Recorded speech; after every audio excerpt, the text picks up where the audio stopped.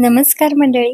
तर आज आपण आपल्या स्वयंपाकघरामध्ये आपल्या लाडक्या गणपती बाप्पांसाठी हे असे छान दाणेदार रवाळ असणारे पण तितकेच पौष्टिक मोदक करणार आहोत, जे की आपल्या घरातील सर्वांना अगदी लहानांपासून मोठ्यांना खूप जास्त आवडतील आणि शिवाय ते खूप पौष्टिक असतील. तर त्यामुळे व्हिडिओ शेवटपर्यंत नक्की पहा, कुठेही अजिबात स्किप न करता. आणि जर तुम्हाला आजचा व्हिडिओ आवडला तर व्हिडिओला लाईक करायला अजिबात विसरू नका. तर हे असे छान पौष्टिक मोदक कसे करायचे हे तर आज आपण पाहणारच आहोत.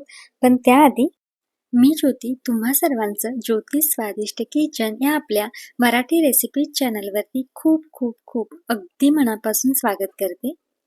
चला मोदक बनवायला सुरुवात करूया. तर त्यासाठी इथे मी अर्धा कप तूप घेतलेलं आहे आणि हे तूप मोजत असताना अजिबात ते वितळवून किंवा पातळ करून मी मोजलेलं नाही किंवा अगदीच घट्ट असलेलं तूप मोजून घ्यायचं नाही. तर रूम टेम्परेचरवर जे तूप असतं ना ते आपण इथं मोजून घेतलेलं आहे. तर ह्यातील सगळं तूप मी ह्या कढईमध्ये घालून घेतलं आणि फक्त 1.5 चमचा तूप तसंच कपमध्ये शिल्लक ठेवलेलं आहे. तुम्ही इथं कोणत्याही वाटीनं सगळं साहित्य मोजून घेऊ शकता. आता तूप हलकं गरम झाल्यानंतर यामध्ये 2 कप स्वच्छ चाळलेलं गव्हाचं पीठ घालून घेतलेलं आहे. तर हो, आज आपण गव्हाच्या पिठाचे छान पौष्टिक मोदक बनवतोय. तर आता एक लक्षात घ्यायचं, ज्यावेळेला आपण पीठ तुपामध्ये घालतोय तेव्हापासून ते अगदी आपलं संपूर्ण मिश्रण व्यवस्थित भाजेपर्यंत आपण गॅसचा फ्लेम लोच ठेवणार आहोत. अगदी मंद आचेवरतीच आपल्याला ही सगळी प्रोसेस करायची आहे. तर तुपामध्ये हे पीठ व्यवस्थित असं मिक्स करून घेतलं आणि आता अगदी पेशन्स ठेवून आपल्याला हे पीठ मंद आचेवरती छान भाजून घ्यायचं आहे. तर बघा, अगदी गाठ गुठळी असेल तर ती व्यवस्थित अशी मोडत मोडत अगदी दाबून असं हे पीठ जे आहे ते व्यवस्थित असं भाजून घ्यायचं आहे. तर हे 2 कप पीठ जे आहे हे भाजण्यासाठी मला एकूण किती वेळ लागला हे मी तुम्हाला नक्की सांगेन.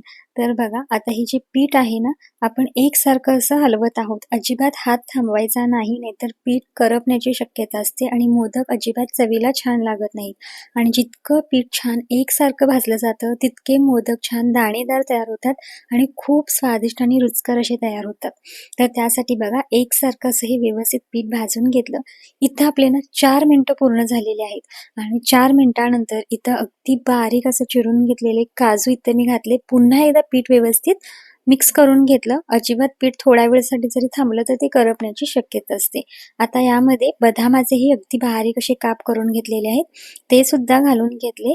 जे की काजू बदाम पूर्णपणे ऑप्शनल आहेत, नसेल घालायचे नाही घातला तरीही चालेल. तर अगदी 4 मिनिटं कंप्लीट झाल्यानंतर मग मी काजू बदामाचे काप घालून घेतलेले आहेत आणि आता एकसारखं आपल्याला हे मिश्रण आहे किंवा पीठ आहे ते असंच सतत एकसारखं भाजून घ्यायचं आहे. हे पीठ आपण मंद आचेवरती भाजत आहोत, त्यामुळे आपल्याला थोडासा उशीर लागतो, पण जितकं छान पीठ भाजलं जाईल तितके हे मोदक छान दाणेदार आणि रवाळ असे तयार होतात आणि खूप छान लागतात. तर बघा, इथे आपले ना 2 मिनिटं पूर्ण झालेली आहेत आणि जर सुरुवातीपासून आत्तापर्यंत म्हणाल तर 6 मिनिटं पूर्ण झालेली आहेत आणि याचा ना हलका असा सुगंध यायला सुरुवात झालेली आहे पिठाचा. तर बघा, अशा पद्धतीनं याला पिठाला रंग आलेला आहे. अजून 1-2 मिनिटं आपण हे पीठ असं छान भाजणार आहोत आणि अजून 2 मिनिटानंतर बघा, ह्याचा रंग आहे तो पूर्णपणे ह्या पद्धतीनं झालेला आहे. अगदी गडद असा ह्याचा रंग झालेला आहे आणि खूप छान असा हा रंग मोदकांना सुद्धा येतो. तर इथं आपलं पीठ हे छान भाजून झालेलं आहे आणि इथे एवढं पीठ भाजण्यासाठी मला 8 मिनिटं इतका वेळ लागलेला आहे. वेळ थोडासा कमी जास्त सुद्धा होऊ शकतो. तर इथं आपलं हे खमंग पीठ भाजून तयार झालेलं आहे. गॅस बंद केला आणि गरम गरम पिठामध्येच आता आपण हा अगदी बारीक खिसून घेतलेला गूळ घालून घेणार आहोत. 1 कप होईल इतका. 2 कप गव्हाच्या पिठासाठी 1 कप गूळ पुरेसा होतो. तर गूळ मात्र शक्यतो खिसून घ्या किंवा मग चेचून घ्या. ह्यामध्ये अजिबात खडे राहता कामा नयेत गुळाचे. म्हणजे पटकन तो ना ह्या पिठामध्ये छान असा मिक्स होऊन जातो. तर त्यामुळे खिसून घ्या गूळ. तर इथं हा सगळा गूळ ह्या पिठामध्ये ना मी व्यवस्थित असा मिक्स करून घेतलेला आहे. आता बघा, गूळ घातल्यानंतर ना हे जे मिश्रण आहे हे अगदी असं पातळसर आपल्याला वाटतं. गॅस बंद आहे आणि तरीसुद्धा गरम पिठामध्ये गूळ घातल्यामुळे अगदी पीठ जे आहे ते चांगलं सैलसर असं झालेलं आहे. तर आता लगेचच आपण यामध्ये ना वेलची जायफळाची पूड घालून घेणार आहोत. खूप छान स्वाद येतो यामुळे. गूळ असेल तर जायफळही आलंच. तर त्यामुळे वेलची जायफळाची अर्धा चमचा इथं मी पूड घालून घेतली. पुन्हा एकदा हे सगळं मिश्रण व्यवस्थित असं एकजीव करून घेतलं आणि आता हे गरमागरम मिश्रण आहे ते आपण एका ताटामध्ये काढून घेणार आहोत. आता ह्या गरमागरम मिश्रणाचे मोदक करणं अजिबात शक्य नाही, कारण ना पीठ खूप जास्त गरम असतं आणि अजिबात याचे मोदक आपल्याला करता येत नाही. तर हलकं असं आपण ना हे पीठ जे आहे ते कोमट करून घेणार आहोत.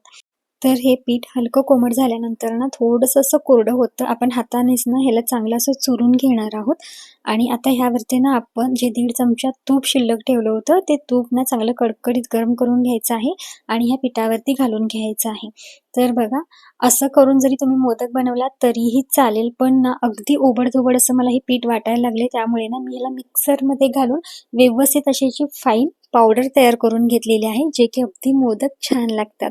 तर मिक्सरमधून अगदी हे काही सेकंदासाठी फक्त फिरवायचं, छान बारीक होतं, एकसारखं आपलं पीठ तयार होतं आणि ह्यामध्ये ना अजून एक 1.5 चमचा मी तूप घालून घेतलेलं आहे.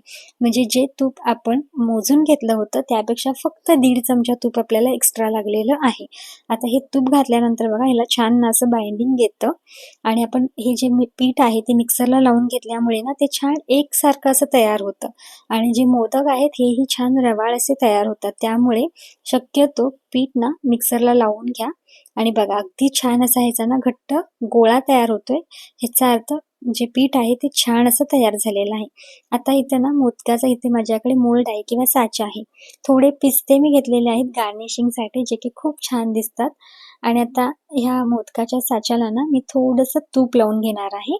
फक्त सुरुवातीच्या पहिल्या मोदकासाठीच आपण हे तूप लावणार आहोत. त्यानंतर अजिबात तूप लावावं लागत नाही. आता यामध्ये ना पिस्त्याचे असे काप ठेवून घेणार आहोत दोन्ही साईडला, जे बाहेरून मोदकाला खूप छान असे दिसतात. आता ह्यातील ना पीठ घ्यायचं आहे आणि आपण ह्यामध्ये हे पीठ घालून घ्यायचं आहे. हे बघा अशा पद्धतीने ना साच्यामध्ये पीठ आहे ते भरायचं आहे.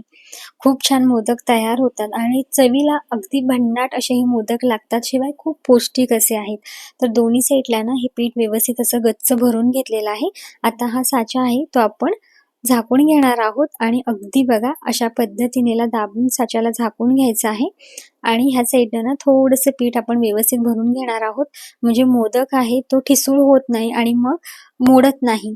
तर बघा अशा पद्धतीनं गच्च असा हा साचा भरून घेतलेला आहे आणि आता तुम्ही बघू शकता अगदी मोदक ना खूप सुरेख, सुंदर, छान मोदक इथं तयार झालेला आहे. बघा अगदी मस्त टेक्स्चर खूप छान आलेलं आहे. तितकाच चवीलाही हा मोदक खूप छान लागतो. एकदा ह्या पद्धतीनं ना तुम्ही नक्की हे मोदक करून बघा. आपल्या लाडक्या गणपती बाप्पासाठी बाप्पाही खुश होतील आणि घरचेही सगळे खुश होतील. किती छान झालंय ना मोदक, अगदी सुबक असा तयार झालेला आहे मोदक. आणि बघा आपलं जे प्रमाण आहे ना साहित्यांचं ते अगदी परफेक्ट असं सांगितलेलं आहे मी. त्यामुळे तुम्ही सुद्धा पहिल्याच प्रयत्नामध्ये इतके छान मोदक नक्की बनवाल. तर अशाच पद्धतीने ना आपण बाकीचे सगळे मोदक बनवून घेणार आहोत आणि मी तुम्हाला लास्टला दाखवेन. हे जे पीठ आहे ते आता अजिबात कोरडं होत नाही. अगदी शेवटच्या मोदकापर्यंत बघा हे जे पीठ आहे असं छान राहतं आणि शेवटचाही मोदक अगदी सुरेख आणि सुबक असा तयार होतो. त्यामुळे ज्यावेळेला पहिल्यांदा पीठ असं कोरडं झालेलं असतं ना, आता ते अजिबात तसं होत नाही. त्यामुळे इथं सांगितलेलं प्रमाण आणि परफेक्ट टायमिंग घेऊन तुम्ही सुद्धा हे छान मोदक नक्की बनवू शकाल. खूप छान होतील आणि इतक्या प्रमाणामध्ये ना माझे इथे एकूण 18 मोदक तयार झालेले आहेत ह्या मीडियम मोदकाच्या साच्यामध्ये. ह्यापेक्षा जर साचा खूप लहान असेल तर अजून जास्त मोदक होतील किंवा साचा मोठा असेल तर एकूण 11 ते 12 मोदक इथं आपले तयार होतील इतक्या प्रमाणामध्ये. तर बघा अगदी छान शेवटचा मोदकही अगदी मस्त असा तयार झालेला आहे. नक्की करून बघा आणि तुम्हाला आपली आजची ही प्रमाणबद्ध रेसिपी नक्की आवडली का हे मला कमेंटमध्ये सांगायला अजिबात विसरू नका. तुम्ही आपला हा व्हिडिओ कोणत्या शहरातून, कोणत्या गावातून पाहताय हे नक्की मला सांगा. मला खूप जास्त आवडेल हे जाणून घ्यायला. आणि जर आपल्या रेसिपीज तुम्हाला आवडत असतील तर व्हिडिओला लाईक करा आणि व्हिडिओ जास्तीत जास्त शेअर करा. आपल्या चॅनलवर जर तुम्ही नवीन असाल तर प्लीज ज्योतिष स्वादिष्ट किचनला नक्कीच सबस्क्राईब करा. म्हणजे अशा छान प्रमाणबद्ध आणि स्वादिष्ट रेसिपी तुम्हाला पाहता येतील. अगदी पारंपरिक पद्धतीने केलेल्या रेसिपीही अचूक प्रमाणामध्ये तुम्हाला पाहता येतील. तर तुम्ही मोदक सुद्धा बघू शकताय. अजिबात तो कोरडा पडलेला नाही. अगदी रसरशीत असा हा मोदक दिसत आहे. खूप सुंदर मोदक इथं तयार झालेले आहे. त्यामुळे नक्कीच बाप्पा खुश होतील याची मला खात्री आहे. थोडंसं छान डेकोरेशन केलं की अजून मन प्रसन्न होतं आणि दिसायलाही मोदक खूप छान दिसतात. तर तुम्हाला ही आपली रेसिपी आवडली असेल तर नक्की करून बघा आणि तुम्ही बनवलेले मोदक कसे झाले होते ना, हे सुद्धा मला कमेंटमध्ये सांगायला अजिबात विसरू नका. पुन्हा भेटू अशा छानशा रेसिपी सोबत. तोपर्यंत बाय.